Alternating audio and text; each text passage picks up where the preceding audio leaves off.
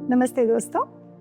हमारे पिछले वीडियो में हमने बात की थी कि कैसे कम्युनिकेशन प्रॉब्लम्स अच्छे खासे रिश्तों के बीच में दरार ले आते हैं, और उस वीडियो के एंड में मैंने ये भी कहा था कि अगले वीडियो में मैं अपना एडवाइस लेकर आऊंगी उन प्रॉब्लम्स को सॉल्व करने के लिए। सो हियर वी गो।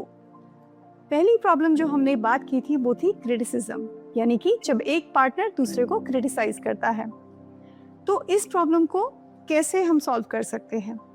तो जब हम क्रिटिसाइज करते हैं एक पार्टनर को, मान लीजिए कि आप किचन में ओवरबर्डन हैं और आप अपने पार्टनर को उस चीज़ के लिए क्रिटिसाइज कर रहे हैं कि वो इररिस्पॉन्सिबल है और वो आपकी हेल्प नहीं करवाते।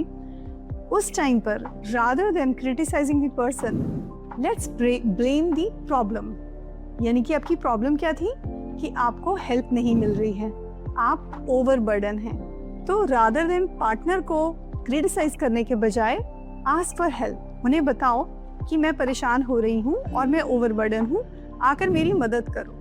तो यहाँ पर आप क्रिटिसिज्म को, यानी कि जो आप पहले कह रहे थे कि तुम मेरी मदद नहीं करते हो, तुम गैर जिम्मेदार हो, उसको हमने रिप्लेस कर दिया है ये कहकर कि मैं ओवरबर्डन हूँ। तो इसमें हम नॉन एक्यूजेटरी वे में बात कर रहे हैं, यानी कि हम उसे पार्टनर को एक्यूज नहीं कर रहे हैं, क्रिटिसाइज नहीं कर रहे हैं, बल्कि अपनी एक प्रॉब्लम को बता रहे हैं और उस प्रॉब्लमेटिक इशू को हम पॉइंट आउट कर रहे हैं कि ये मेरी प्रॉब्लम है और इसको सॉल्व करो। तो इस तरह से हम क्रिटिसिज्म को अवॉइड कर सकते हैं। सेकेंड प्रॉब्लम थी हमारी डिफेंसिवनेस, यानी कि जब एक पार्टनर दूसरे को क्रिटिसाइज करता है तो दूसरा पार्टनर अचानक से डिफेंसिव हो जाता है। जैसे एक पार्टनर ने कहा कि तुम गलत हो, तो दूसरा डिफेंसिव हो गया और कहने लगा अच्छा तो तेरी गलतियां गिनवाऊं।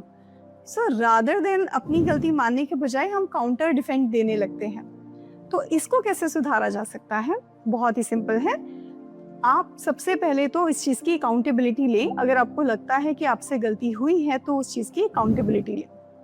अगर आपको लगता है आप गलत नहीं हैं तो भी एटलीस्ट उनकी फीलिंग्स को एक्नॉलेज करें। जैसे अगर वो कहें कि तुम गलत हो इस चीज़ में, तो उन्हें बोलो कि हो सकता है मेरी यहाँ गलती हो, let me think about it.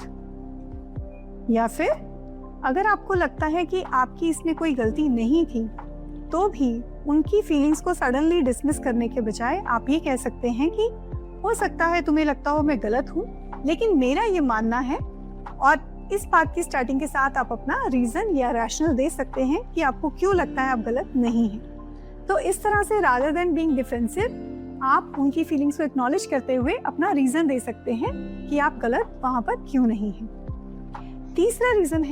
तीसरा जो हमारा प्रॉब्लम एरिया था वो था कंटेम्प्ट, जहाँ पर एक पार्टनर दूसरे पार्टनर से खुद को सुपीरियर समझ रहा था, उसे इंसल्ट कर रहा था थ्रू आई रोलिंग या फिर कुछ भी ऐसे रिमार्क्स देके, टॉन्ट करके। तो इस चीज़ को हम कैसे ठीक कर सकते हैं? इसको रिपेयर किया जा सकता है अगर हम अपने पार्टनर को अच्छे से रिस्पेक्ट के साथ ट्रीट करें। इसके बहुत से आप एग्जाम्पल अपने आसपास देख सकते हैं। जैसे कई बार देखा गया है कि अगर कोई फीमेल घर पर रहती हैं, होम मेकर हैं और बच्चों की देखभाल कर रही हैं, तो कई बार उनके पार्टनर्स जो हैं उनका कंटेम्प्ट करते हैं कि तुम घर पे करती ही क्या हो, तुम तो खाली बैठी हो। तो ये नहीं होना चाहिए। पार्टनर को ये समझना चाहिए और एक्नॉलेज करना चाहिए कि अगर वो घर संभाल रही हैं या बच्चे को देख रही हैं, शायद इसी वजह से वो अपनी जॉब को अच्छे से कर पा रहे हैं, बिकॉज उन्होंने एक शेयर रिस्पॉन्सिबिलिटी ले रखी है।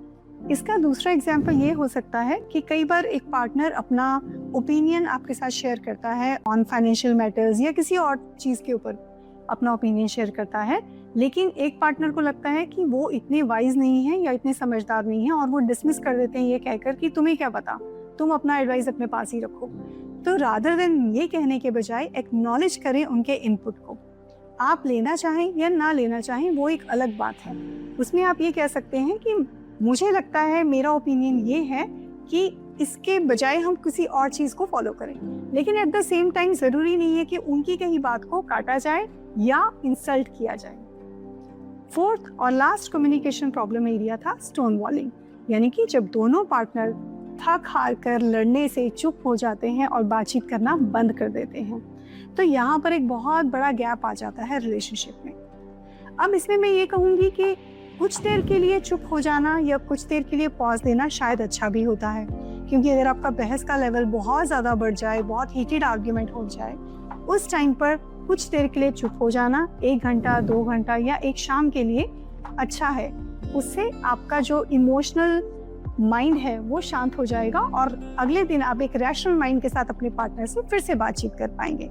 लेकिन उस कम्युनिकेशन को सिर्फ पॉज बटन पर लेकर आना है, परमानेंटली एंड नहीं करना है, ताकि स्टोन वॉलिंग की शुरुआत ना हो।